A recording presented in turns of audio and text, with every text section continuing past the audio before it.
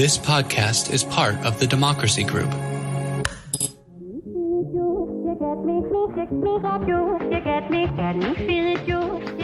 Welcome. We are talking politics and religion without killing each other. I am your host, as I hope you know by now, Corey Nathan, and I really am grateful to have this forum to have conversations with really interesting, accomplished people that the qualification that I have at this point, are they of goodwill and do they come in good faith? You know, and I'm always just amazed at the folks who do have these incredible accomplished careers who have been willing to join us. And it's just worth noting how grateful I am to be a part of these conversations and to be continuing to learn so much from wonderful, engaged citizens.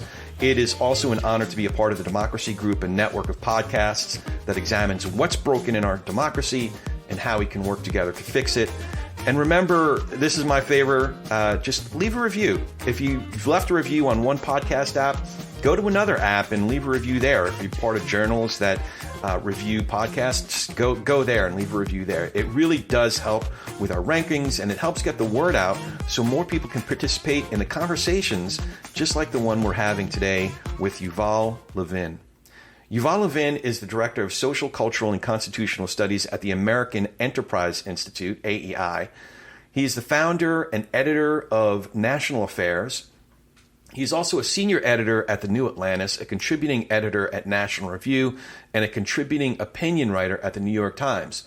Dr. Levin served as a member of the White House domestic policy staff under President George W. Bush, and he has published essays and articles in numerous publications, including the Wall Street Journal, the Washington Post, the Atlantic, and Commentary, among others.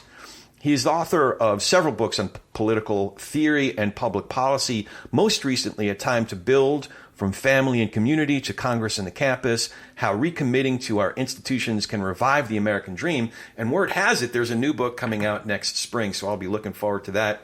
Dr. Yuval Levin, it is a pleasure to be with you today. How you doing?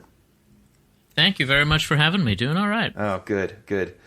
So I've been reading up on your biography, and I need to start by asking, do you still have family? I have cousins in Israel.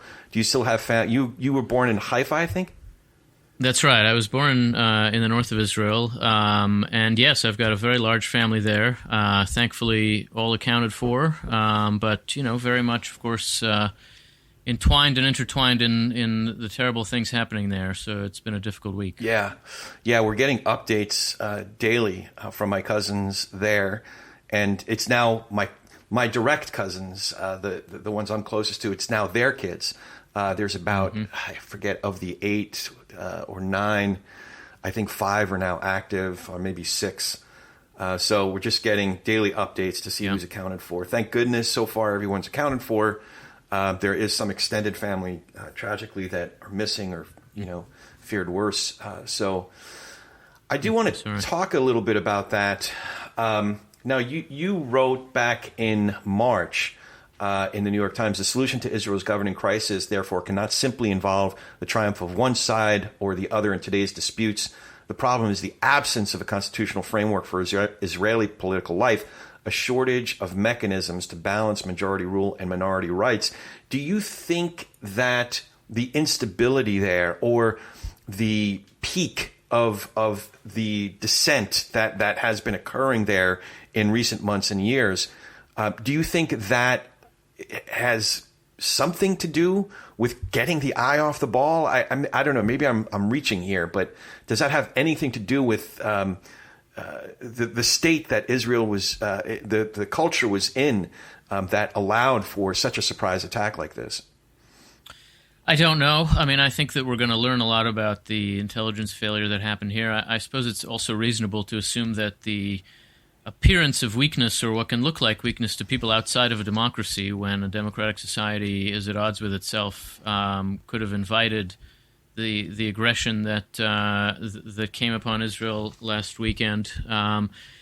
I think that if the people who thought that Israel was weak acted for that reason, they're going to learn otherwise pretty quickly here. But it is possible that the sense of division that has prevailed there now for the last couple of years both left them in a weaker place and gave the impression of their being weak.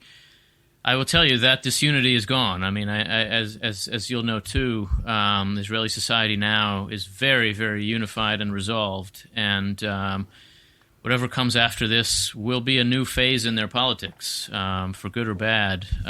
They've seen the turning of a page here, and some of the arguments they were having certainly seem now like they were quite petty, but I'm sure some of them will also seem like they're essential to resolve, and hopefully that's where they're headed when these dark days are behind them. Yeah, I had a conversation with my cousins earlier this year, and the elders, my cousin Sheila and Alan, the parents who first made Aliyah in 1979, I could tell they wouldn't really flesh it out in one conversation, but I could tell they were in sharp disagreement with their surviving children, Dina and Jonathan, about how they felt about Netanyahu. But it does seem that is secondary or tertiary even to what's happening now, and there needs to be unity.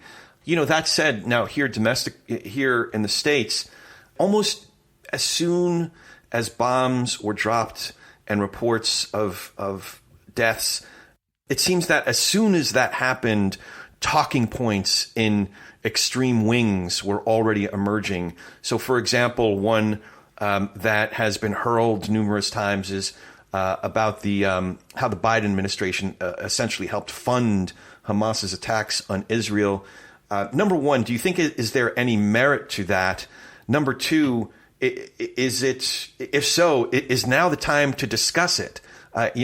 So I'm curious as to your thoughts on that, and I have a follow-up question about some barbs that have been hurled from others.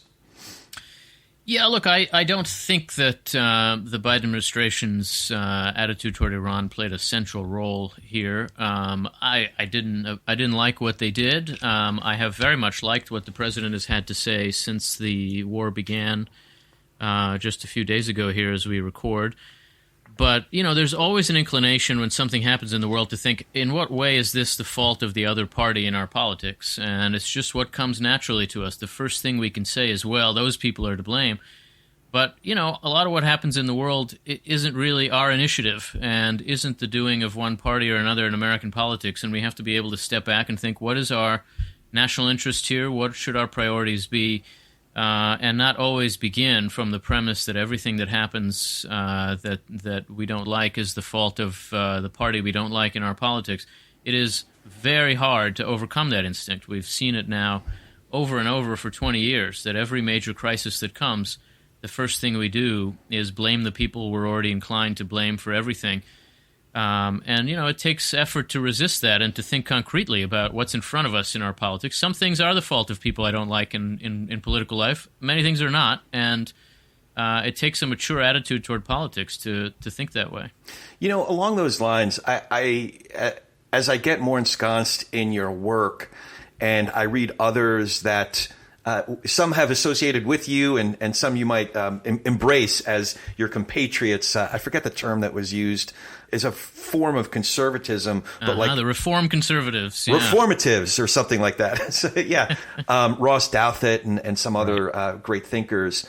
But do folks who think in a nuanced way, and especially you have this quality that I really appreciate, and I think Yasha Monk did this in his most recent book, where he gave proper credence to arguments that he is about to critique, as opposed to giving it a glancing blow and an unfair treatment. He really dives into, in his book, The Identity Trap, as many good academic works do, he tries to assess it on its own terms and gives it a fair shake. So my question is, you do this too, and I think other good thinkers do this, to argue with the best of the positions of folks that you might have a disagreement with.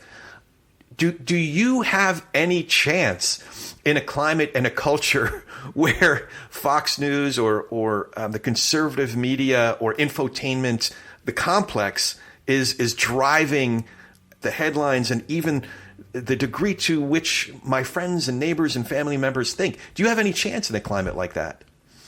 Well, look, I would say a few things. For me, the reason for that kind of attitude is a function of a little bit of experience in American political life. I've worked for a president, I've worked for members of Congress, a Speaker of the House, and one thing I've learned over that experience is that everybody thinks they're doing the right thing just about all the time.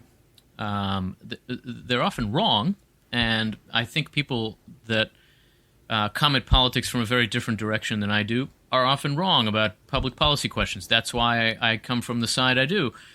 But they're not intentionally trying to do harm to the country. And that's obvious, or it should be obvious. It's a simple point.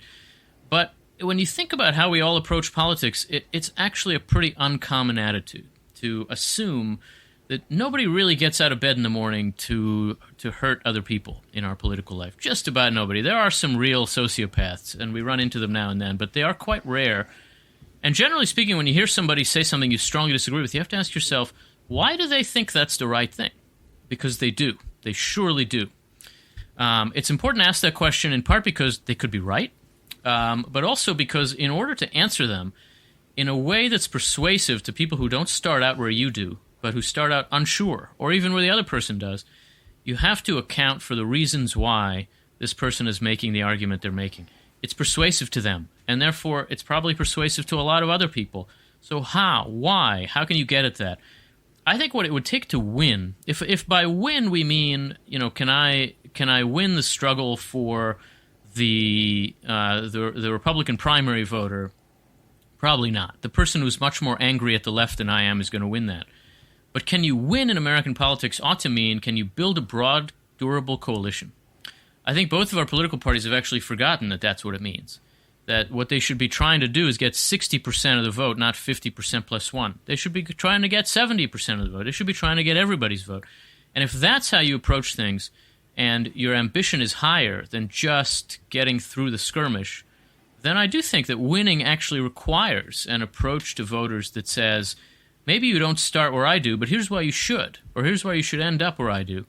I think that kind of attitude ultimately is the way to win. I think that in a functional politics, it's what just about everybody who wants to succeed would be trying to do. So ultimately, I do think that trying to inject this way of thinking into our political culture is very important, not only for having more significant and substantive debates, but also for winning politically. Yeah, it's a theme and a great reminder. It's something the folks at A Braver Angels would exhort us to or remind us to do, which is, as opposed to reflexively finding an arrow to pull out of our quiver, a rhetorical arrow to shoot at our adversary, our supposed adversaries, perhaps that question, starting a question within ourselves of, as you said, why do they think that's the right thing? And to pose that question if you're in a conversation, even a heated debate with someone, where does that come from? What in your experience, as Jonathan Rausch said when he came on the program, what in your experience has led you to this position? So that's a really great reminder. Now, you also wrote a piece recently where you were advocating for not open primaries, but ranked choice primaries. Right. So this addresses this very issue. I was hoping that you could describe the process of ranked choice, specifically primaries, not in the generals, I think is what you said in the piece, and why you think that would address some of these issues. Yeah, it actually gets at just what we were talking about, which is right now a lot of the strongest incentives that confront American politicians are incentives for winning party primaries. That's in part because a lot of seats in Congress are safe partisan seats, so whoever wins the primary basically wins the seat. But it's also because the general tenor of our culture, you find this even in competitive House seats, you find it even in the presidential race, everybody thinks in terms of how to win the primary. And party primaries, by the nature of their operation, by the fact that they are plurality elections, so whoever gets the most votes wins the nomination, means that you're fighting for the purists. In a normal congressional race, about 10% of registered voters in a particular party will show up and vote in the primary. Those are the people who are most engaged in politics. They most want to hear you take the fight to the other side. They most want to hear that you will never give an inch. And so that's what they're told, that you will never give an inch. The trouble is the work of Congress in particular is a work of negotiation and accommodation and bargaining. That's what the institution does. If you say in advance you're never going to deal with the other party, you're saying, I'm never going to do my job. And that means that the incentives created by primaries are very much at odds with the needs of our national legislature. And we have to think about how to change those incentives. They're not set in stone. They're not even in the Constitution. They're in many states, they're not even in the law. They're party rules. And so the question is, how can primaries work in a way that would encourage the kind of person who could then be an effective legislator? I think the appeal of ranked choice, what ranked choice voting says is, rather than vote for one person, this is my choice, you vote for your top choice and your second choice. If you want to, your third, your fourth. If your top choice doesn't get it doesn't end up as one of the top two, then your second choice becomes your vote. And if that person's not in the top two, your third choice. In other words, it matters who your preferences point to. And for the politicians involved, the incentive that creates is to be everybody's second choice, as well as some people's first choice. The kind of person who's inclined to be capable of being everybody's second choice is likely to be a better legislator, is likely to be somebody who thinks about building broad coalitions, who thinks about reaching beyond his base, who thinks about appealing to a relatively broader swath of voters. And that's the kind of attitude that we're missing in our politics now. So I think we have to think in that way. I think of it as a very Madisonian way to think about politics. How do you structure institutions to create the right kind of culture? That's the kind of thinking that you can find in the structure of the American constitutional system. And we don't do enough of it now. We take too many of the elements of that system for granted, elements that are not in the Constitution, that are not things we have to live with. We can change them. We can change election systems. We can change the budget process. We can change those things that are not working for us. And I think helping people see that that's an option, that it's possible to do that, is one way to break the kind of cultural failure that we find in our politics now. We feel like, what can we do? I mean, our culture is just absolutely teeming with people who have no interest in making it work. Well, we can change the rules so that changes. Yeah, there are absurd incentive structures. Getting more tweets is a bigger or more follows, or even small dollar donations. There is some good to that, but it can be perverse, as opposed to actually sitting across a table from someone with a different letter before their name and trying to negotiate helpful legislation.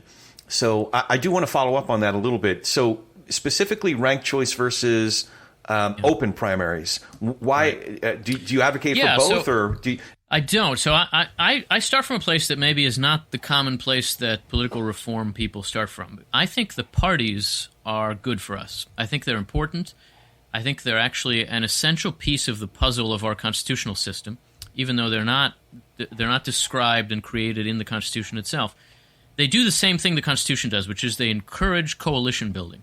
We have two large parties, which means each of them has an incentive to broaden its tent as much as possible and try to become a majority coalition. And that's helpful. That's healthy. That is a moderating influence on our political life.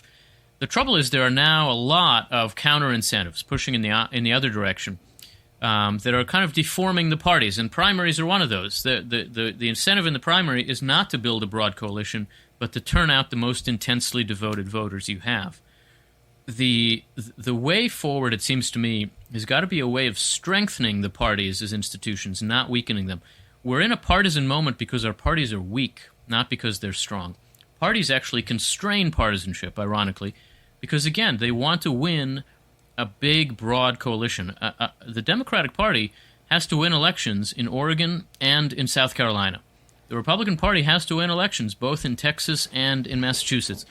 That's an institution that has an incentive to build a broad tent. And allowing that incentive to influence it more, allowing it to have more of an effect on how the parties work, is what we should be trying to do. Open primaries would weaken the parties because they would say that it doesn't matter what party you're in. They're just these four people. They want the seat, and that's it. Nobody has – it's a completely personalized election. There's just, what do you think of these four people? In a way, that kind of election is actually how we ended up with the two-party system. It's a long story, but the presidential election of 1824, where there were 4 candidates and they were all Democrats, and the election ended up in the House. It was a disaster. There were tremendous legitimacy problems. The House chose the person who came in second in both the Electoral College and the popular vote, John Quincy Adams. Out of that came our two parties, and out of a conviction that kind of selection process has to happen before the election, not after, and that the purpose of the parties is to get us to a place where there are 2 candidates for president, and they each represent a broad coalition. I think that is the right way for our system to function, and that's what we should be trying to encourage. So not only do I not think we should have open primaries, I don't think we should be using ranked choice in the general election either, because that also would tend to undermine the parties. I think using ranked choice in the primaries is a way to think institutionally, to think about how structure can shape culture that answers the kind of particular problem we have today. I want to get back to U.S. politics in a second, but I do need to circle back on something, some issues about Israel. There is, I had mentioned earlier that there are extremes that are very loud, even if it's just on social media right now, and it just reminds me how I should have about as much social media as cyanide in my daily diet, but there it is beginning to seep into other statements. For example, the Anti-Defamation League had to put out a statement addressing, for lack of, I'm probably oversimplifying it, but there's like this colonialist, anti-colonialist framing that some, even Rashida Tlaib said, reasserted that Israel is an apartheid state. How would you respond to that kind of contextualization? Well, look, I think that the question of Israel obviously brings out extremes. It also tends to bring out various kinds of religious intolerance, frankly, and anti-Semitism. It's hard to separate that from some of what has been said in the last few days. Again, I think that it's important to separate that larger set of questions from the immediate reality of the situation on the ground now, where we have to ask ourselves, why did this happen? Who brought it about? How does it need to be responded to? How can it be prevented in the future? None of that is helped by calling Israel an apartheid state, which it is not. None of it is helped by trying to radicalize people's sense of what the conflict is about.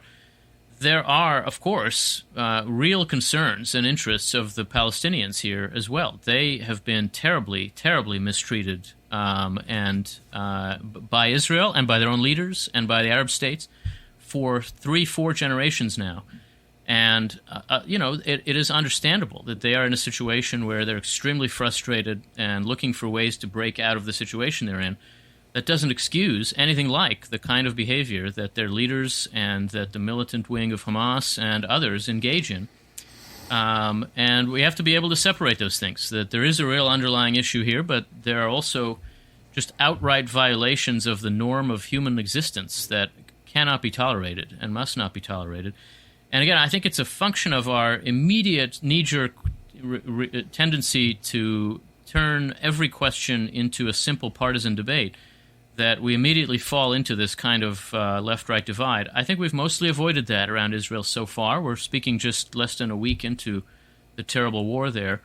I hope that can continue, but obviously there have been some examples of just that kind of radicalizing of the question. Yeah, I've been mostly encouraged by our leadership and elected officials, even someone like Alexandria Ocasio-Cortez, albeit a measured response. She gave a measured voice of support for Israel. And I do think it's important to recognize and name that impulse that many of our friends, family members, folks that we interact with on a daily basis, we have this tendency to oversimplify, overgeneralize, and vilify folks from the other side. For example, my own cousins would say that, listen, it's different, that Hamas is different than my Palestinian neighbor. Terrorist organizations is different. There was this story that I heard that folks who lived within a football field or closer together, one Jewish and one Palestinian Muslim, They otherwise might have been considered enemies, but there was a problem literally with shit. Literally with what to do it was a new neighborhood, and they needed to figure out how to build a better sewage system. And they ended up getting together and collaborating and becoming very good friends. And they said, who would have figured that we could figure out world peace through shit? We could figure our shit out together. So forgive my French, my merde, but that gives me hope that we can figure things out over the most basic needs that we have. Now, I do want to ask you, I've been reading some great thinkers and their analysis on this. Bret Stephens asked a good question. What? Maybe it's too soon to even ask this, but what is the best possible outcome? Can we even? Are we too in the muck right now to even start to consider what good can possibly come of this? What might it look like? Yeah, look, I think it is too early. I think it's very hard to say what Hamas might have hoped for in starting this. There are very few imaginable outcomes that look good for them. But I think everyone finds themselves now in a place that looks darker than it did a week ago. And the question is whether ultimately this can create a situation in which the forces that have tried to build some bridges in the Middle East are stronger rather than weaker, whether Israel's burgeoning relationship with the Gulf states can hold together through this, and some of the kinds of alliance building against Iran can be sustained through this. We'll see. If so, then maybe we do come out stronger. The United States and its allies there do, but I do think it's too early to say that there are some dark days to come. So maybe you're somewhere in between there, and Anne Applebaum said this is a symptom of the deterioration of the rules-based world order. You don't sound that pessimistic. Well, I think I'm not as pessimistic because I was never as impressed with the rules-based world order as Anne was. I don't think the post-Cold War moment really was a moment of the emergence of a durable kind of post-historical reality in the world. I think the world has always been a very hard place, and moments of peace are sustained by acts of strength, and that's been the case in the past generation no less than before. I think that if you were not illusioned by the post-Cold War moment, then you're probably less disillusioned now. But this is a dark moment. I mean, I do think that we've seen a kind of Pax Americana coming apart. Whether that means that what that moment was really a broad-based commitment to global norms or international law, I don't think so. But it was certainly more peaceful than the moment we seem to be entering, and so I'm going to miss it, whatever it was. Yeah. I want to take a step back for a second and more big picture. I've heard you say numerous times, numerous ways, that politics and political theory are deeply connected. I was curious if you start with ideas that are more primary, such as a pursuit of philosophical or even theological moorings, and then derive political theory, or do you start more in the political realm and then derive political positions and policy from there? Yeah, it's a great question. It's a very, very hard question. My kind of academic training is really in political theory, and my experience since then has been around political practice. And I think the relationship between the two is very complicated. I would say that I think of political theory more as describing than as prescribing political practice. I don't think theories create realities. I don't think John Locke invented the liberal order.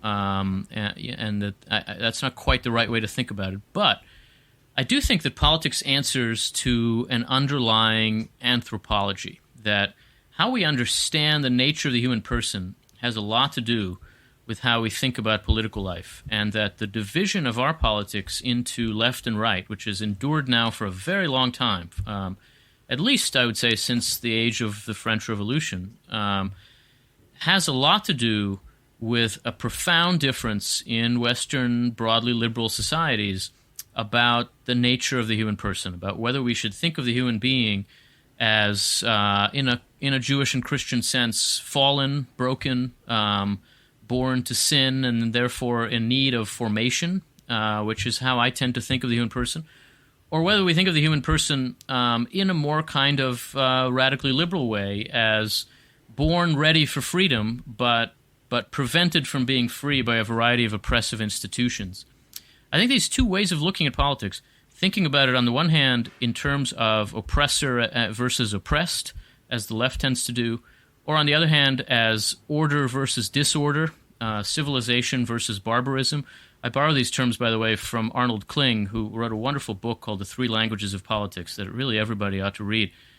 Those two ways of thinking describe, broadly speaking, the left and the right. You can see it in how we're talking about Israel, right? People who tend to think about the world in terms of oppressor and oppressed look at Israel and the Palestinians and say, well, one is strong and wealthy, the other is weak and poor. Obviously, we have to side with the weak and poor, with the oppressed.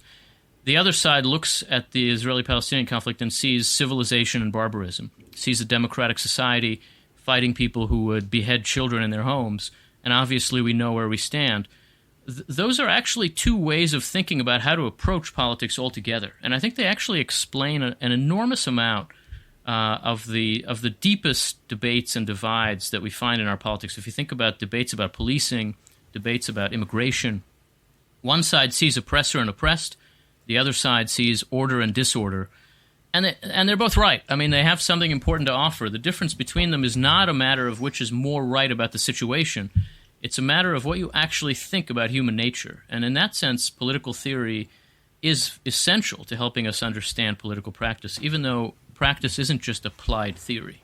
Yeah, so many questions now. Okay, first I have to ask: at what point? I'm imagining, little Yuval in first or second grade, raising his hand and saying, "Wait, so this whole Burkean conservatism thing, was he right or was Paine more right?" Like, maybe I'm exaggerating a little bit, but at what point did you start to have questions and articulate and understand your own questions about the push and pull between what we now think of as right versus left, or maybe in a different framework, individual versus collective? What point did you start becoming curious about that stuff?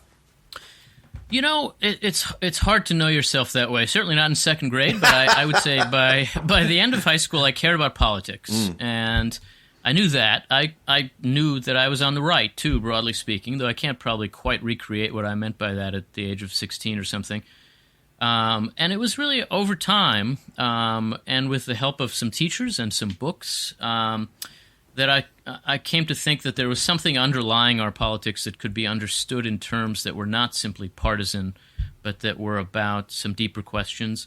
And the left-right question has been my question, for a long time. It was so you mentioned Edmund Burke and Thomas Paine. They were the subject of my PhD dissertation at the University of Chicago, which I later turned into a book.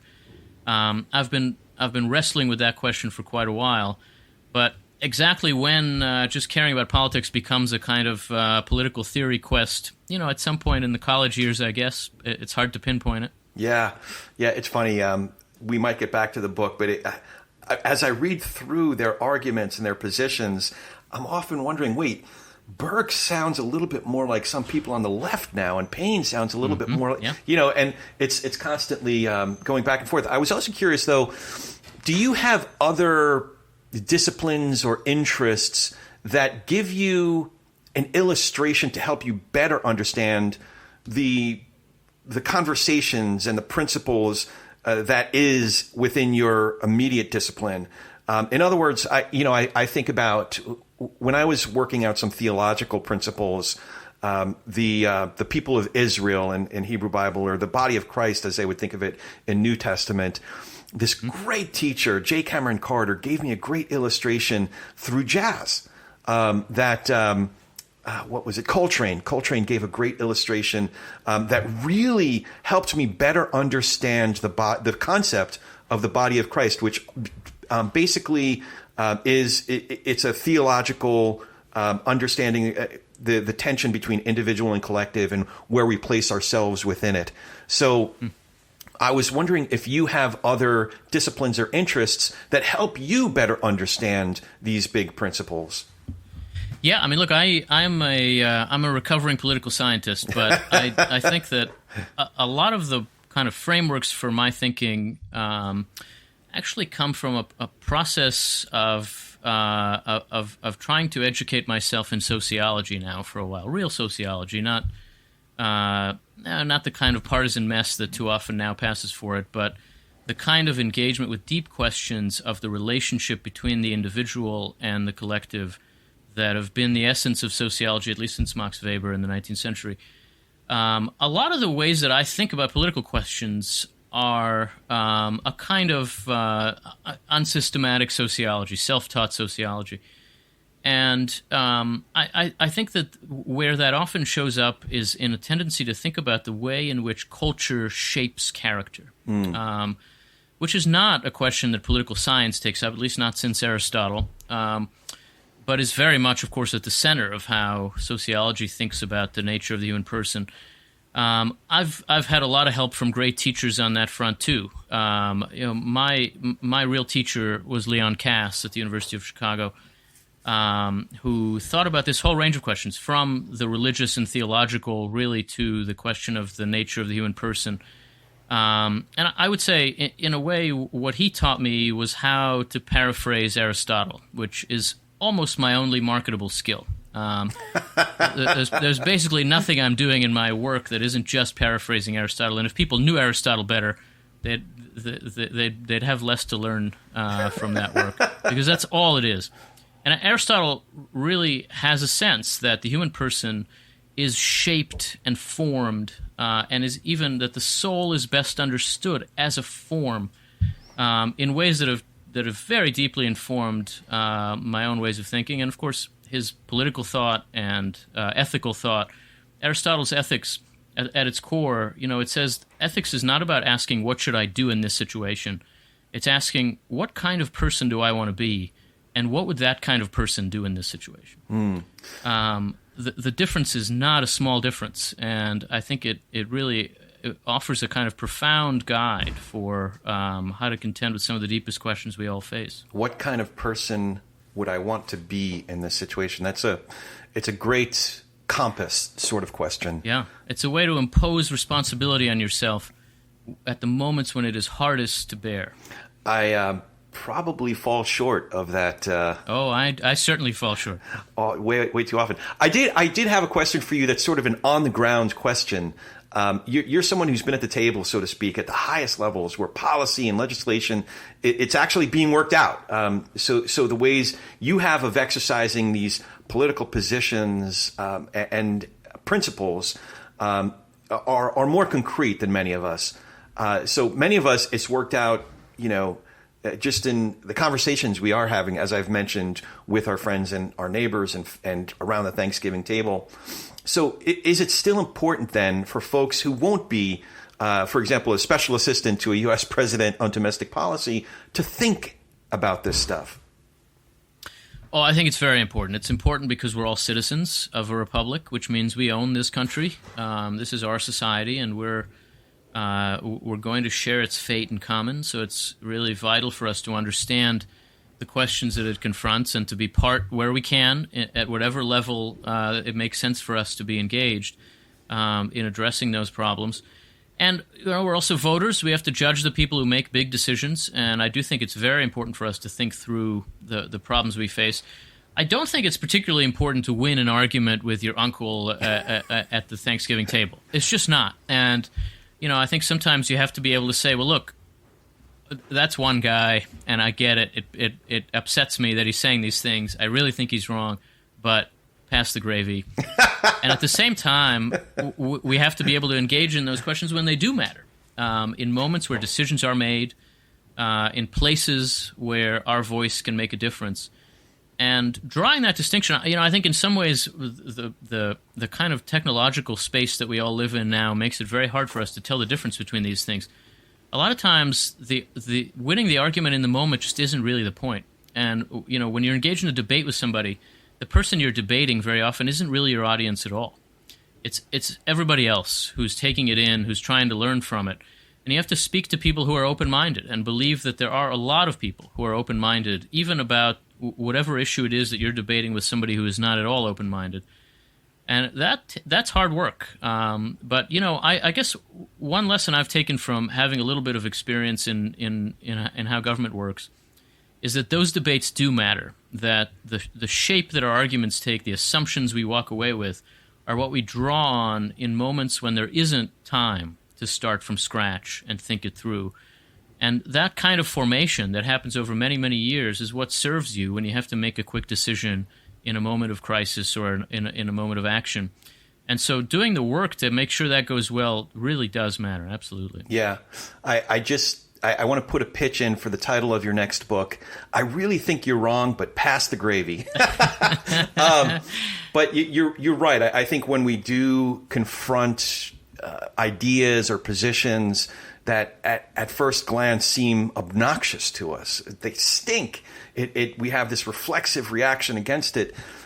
When we take a second, sometimes it forces us to consider our own assumptions, our own positions, and to think through the merits or lack thereof of those positions. So I really appreciate that. And you did it especially, we've already referred to the Great Debate, the book that was written from your dissertation.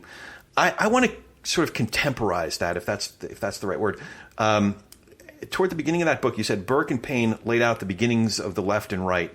So how might we better understand conservative philosophy or a conservative disposition if we're looking more to a figure like Edmund Burke versus what passes for conservative? I don't even have to say MTG or even Jim Jordan, who's vying for a very prominent role. Well, so I'd say a few things. I think Burke is enormously important to understanding conservatism, not for a genealogical reason, not because conservatives in America have read Burke and so are shaped by him to say what they say, but because there are always these roughly two, but broad and interspersed ways of thinking about political life in a free society. And Burke spoke particularly clearly and in an especially articulate way for one of those views, and it is the view that begins from a lower view of human nature, a sense that people are born fallen and frail and in need of formation, and that the institutions that provide that formation are essential and vital and have to be protected and reinforced in every generation. The family, the church, the school, even the institutions of our culture and our politics. Conservatives in that tradition are therefore very protective of institutions, of tradition, and of existing institutions. That's what makes them conservative. It's what they're conserving. And the opposing view says that fundamentally it looks out at the same world, a world that is a mix of good and bad, and rather than be struck first by the good and seek to protect it and build on it to address the bad, it's struck first by the bad and seeks to uproot it, to eliminate the sources of injustice, an understandable disposition. We all feel it sometimes.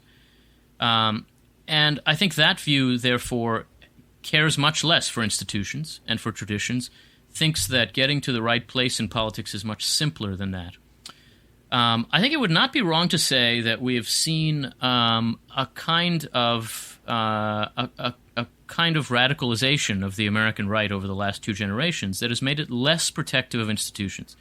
It's more populist and less conservative now. Populism is not a conservative force, generally speaking. And I think today's American right, there are still a lot of conservatives in the Republican Party, but there are also a lot of populists in the party who are not first and foremost conservatives. They're not fundamentally protective of institutions. They're pretty hostile to institutions. I think we've seen, if there's a left-right axis in our politics, as I think there is, there's also an insider-outsider axis. Who thinks they're in charge rightly of the institutions, and who thinks they're on the outside banging on the window? I think the left and right have switched sides on the insider-outsider axis in my lifetime, so that today the American right thinks of itself as on the outside, banging on the windows, and the left thinks of itself as on the inside, upholding the standards. And that's very different from the way things were, say, 40 years ago. And so you find the right defending, for example, freedom of speech, which was very much a left-wing cause for most of the 20th century.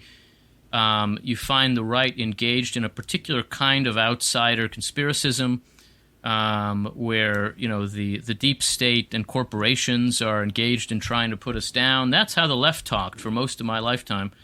And it's how the right talks now. And you've also seen that transformation on the left. The left thinks of itself as in possession of the institutions, so there's an authoritarian streak to the left now. There are efforts to constrain free expression and free speech, to assert authority. there's a kind of insider conspiracism on the left. They lose an election, they say Russia stole the election. Well, that's something the right would have said in most of the 20th century. It's now how the left talks. I think we have to be alert to that transformation because it has a lot to do with the character of our politics now. It's connected to the conservative-progressive divide, but it's not the same. And I think that it describes a very, very important dividing line now that has a lot to do with the tenor of our politics and with the condition of our politics. Yeah, one of the arguments I heard in 2016 for supporting Trump wasn't necessarily a conservative argument so much as we want somebody to go in there and blow it all up. Right. But I mean, to say that's not necessarily conservative, that is the opposite of conservative. Right. Blow it all up is exactly what Edmund Burke was there to stop. Right. And you seem to, it's funny because I had this conversation with Mike Madrid the other day, who reminded me again and again, politics is downstream of culture. And similarly, you're saying you're expressing a belief in the merits of our institutions, as you long have. I think there's a sort of historical trajectory to this view that it's part of what I described in an earlier book called The Fractured Republic, that a lot of what we have to understand about contemporary American life has to do with the centrality of the post-World War II decades in our self-understanding now. Not only because a lot of our leaders were born in the 1940s, but also because the culture's sense of itself in a lot of important ways comes from that very unusual moment in American life, after World War II, after the Depression, where Americans had extraordinary confidence in our institutions and our leaders. Very, very unusual confidence. There'd never been anything like it before, and there has not been since. And that moment had its own excesses. It didn't have some of the problems we have now, but it had different problems. If you look at American culture in that moment, it's a culture screaming for liberation from conformity, left and right. And that liberation came. That culture freed itself from the conformity of a kind of strong mainstream. And it did it by attacking that confidence in institutions, by diminishing it some. I think that confidence was excessive, but we have now gone so far in the other direction that our first instinct is an intense cynicism about our institutions, our leaders, one another, and we're in a place where we need to recover some sense of confidence in the capacity of American institutions and American elites, and we're finding it very, very difficult. We have something like the mirror image problem of that American culture of the 1950s and early 60s. We're screaming for solidarity, but it's very, very hard to produce solidarity. I think a lot of the ugliness that you find on the left and the right, nationalism or identity politics, these are just ways of trying to produce solidarity. And they're not working. They're not the right ways. I think the right ways are going to require a kind of return to the American political tradition. But, that's my conservative prescription. I'm sure that there are others. So forgive me if I sound like I'm oversimplifying, but I want to distill a couple of big concepts from two of your earlier works together to try to bring it together for a really pointed question. And so that said, in The Fractured Republic, I think, is it fair to summarize that you labeled baby boomer politics as nostalgic, while at the same time progressive policies or proposals as anachronistic? So there is a similarity there.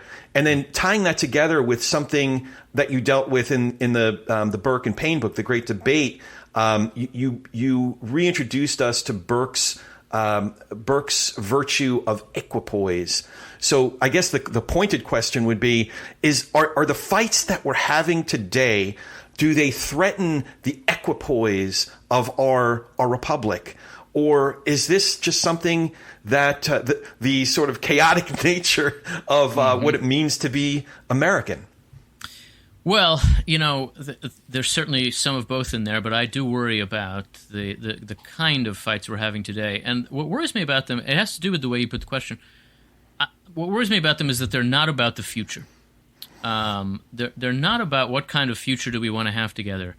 They're about whose fault is it that there is no future for America. But there is. That the premise of the question, the premise of the debates is wrong. The premise of the debates is we're about to fall off the cliff, and it's your fault. No, it's your fault. we're not about to fall off the cliff. We actually have to think about 2050 because you know what? For all that we have a lot of problems, we are the world's preeminent power. We are the wealthiest society in the world. We are a very free and dynamic country. There's nowhere you would rather be, if you think about it with any kind of objectivity, than the United States of America in the 21st century. We're going to be here in 2050 and 2060, and what are we going to need then that we don't have now? That's what our politics should be about. That's what a healthy politics would be about. 2050 is not that far away. It's about as far away as the 1990s. So I think where we fail is that we fail to argue about the future. We're going to argue about it. If we were having a functional politics, it wouldn't be clean. It wouldn't be just people being nice to each other. We would be arguing, but we would be arguing about the needs of the future. And right now, what troubles me is that those aren't the debates we're having. I think that's what recovering a healthier politics would look like. Wow. What would a healthier politics look like? I think you have a lot of good proposals, not just in the books, but a lot of the essays and the conversations that you're having, the panels that I've heard you on, the podcasts that you've participated in. But for the record, I am a husband and the dad of 3 young adult kids, and it is always my fault. So whose fault is it? It's always my fault. Yeah, me too. I've got 2 of them, and yes, it is always my fault. So I want to start to land this plane. I want to ask you the big, I call it the TP&R question. And we've been sort of addressing this throughout the conversation so far. But what do you think each of us can do to be able to share space with, have better conversations with, perhaps even nurture relationships with people across our differences, people who think differently than we do, who have different beliefs than we do, who get their news from different sources than we do? How can we do better at talking politics and religion without killing each other, or is it even possible? I think a lot of what's necessary is recognizing that the structures of our public life, our politics, and a lot of our culture are there for the purpose of letting us live together despite differences. I think it's really crucial to see, and this is actually, it's a nice segue to end with because it's the subject of my next book. I think this points to an idea of unity that is distinct to the American way of politics. In a free society like ours, this is what I draw from James Madison. Unity does not mean thinking alike. Unity means acting together. And that difference naturally invites the question, how can we possibly act together when we don't think alike? Our Constitution and our public life is an answer to that question. How can we act together when we don't think alike? The answer to that question is the American political tradition. The answer to that question is what we should be teaching when we teach civics. It's what we should be thinking about when we approach each other. Our goal is not to end up all thinking alike. That is an impossible goal. Our goal is to act together to address common problems. And we can do that. We can do that by acknowledging each other's interests and needs. We can do that by negotiating and bargaining, insisting on what we need most, but also seeing that the only way to get it is to recognize what other people need most. And we have a lot of structures and mechanisms and forms and habits that let us do that. We Americans are actually pretty good at arriving at a problem and then creating a structure for figuring out together how to deal with it, even when we don't all agree. Tocqueville has this joke in a letter to his father in the 1830s where he says, you get 3 Americans together and they elect a treasurer. There's actually something very profound about that. What they're doing is thinking about how to organize themselves around a problem. I think that's something that we have been good at over the years, but that we've become less good at. And in thinking about how to deal with our divisions, we have to think concretely about that kind of problem. How do we create a structure for resolving a problem we confront together without requiring us to all agree on everything, because that's not possible. I think that's that kind of lowering of the sights, an understanding of what unity is and isn't, is really necessary for us to move forward. It's profound, if for no other reason than I never thought that Tocqueville could have worked the Borscht Belt. I never thought of it that way. I am reminded, though, of, I forget where I saw it, but you quoted several of the founding fathers, a couple of whom would go on to become president, after the ratification of the Constitution, and the humility that they saw that moment. They all basically said, well, it ain't perfect, but it's what we got. Right. Let's hope it doesn't fall apart. Yeah. Right. So do you have any questions? Oh, I'm sorry. I didn't warn you that I'd be asking this. Do you have any questions for me?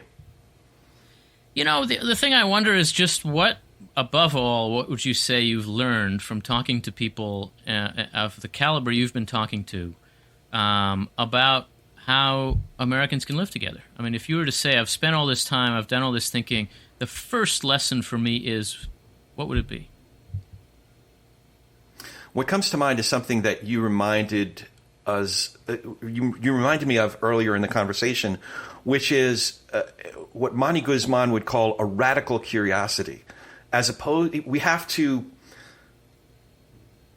train those reflexes that we've developed, maybe in the age of social media, to immediately come back with the perfect rhetorical comeback, and instead engage that other part of ourselves, that other virtue of being genuinely curious about a human being. Why do you think that? Why do you think that is? How did you arrive at that conclusion? Tell me about your life. Tell me about in your life experience. She describes in her book that came out about a year ago how she brought a group of people from her neighborhood.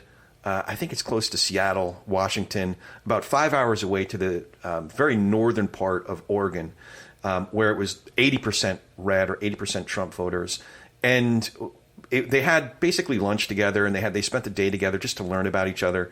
And there was this moment when one of the folks from the red county in Oregon held up the sandwich and said, "You know what I'd love is if a lot of you folks from Seattle, I think it was Kings County in Washington, if a lot of you folks knew exactly how this piece of bread got on your table, what it takes for guys," he was a farmer, "what it takes for guys like me to get it from my field to your plate." So just understanding each other a little bit better, and prioritizing the relational over the transactional, especially the transactional that tends to be heated and averse, anti-partisan, putting on our jerseys and fighting with each other according to whatever color we're wearing. So it's been an interesting journey so far. Man, there's a lot of work to do, because there's some folks who are able to do it at high levels and really change some of the foundations of the institutions, and they see the fruits of their labor. And others, it is over the Thanksgiving table. So instead of passing the gravy, we're throwing the mashed potatoes at each other before the end of the night. Yeah. So is there anything I forgot to ask you? Anything important that you wanted to add that I hadn't asked you yet? No, I don't think so. All right. Well, that actually Monty Guzman told me I should ask that at the end of, no. It was Barb McQuaid who said, that's a good one, because then people will trap themselves. They'll make, but you certainly did not trap yourself or make yourself guilty. This was a really fun conversation. I learned a lot, and I just have a lot more reading to do. Usually I do a flurry of reading right up into the conversation, and then, but I'm going to be, I read it earlier about a decade ago, but I do want to finish it a second time because I have new insights and I'm reading it from a different perspective now. That the great debate is fantastic, and I'm looking forward to the next one. Before we close, how can folks follow you and find more information about the great work you're doing and look for the book that's coming out next spring? Well, thank you. I work at the American Enterprise Institute, and so you can go to AEI.org and look me up there, and also see the work of a lot of my wonderful colleagues on a huge range of public policy issues. Excellent. Yuval, I really appreciate you doing this. I really appreciate you taking the time. It's a real thrill for me because I've been following your work for quite some time. So thanks again for coming in. This has been great. Thank you. And as always, if you dig what we're doing here, please hit that subscribe button, leave a review and comments wherever you get your podcasts, and tell a friend about Talking Politics and Religion Without Killing Each Other. We're super easy to recommend. Just go to politicsandreligion.us. It's www.politicsandreligion.us. Or you can find me online at Corey S. Nathan. That's Corey with an E and S as in Sam, at Corey S. Nathan. Now go talk some politics and religion and maybe some Burke and Payne with gentleness and respect, and have a great week.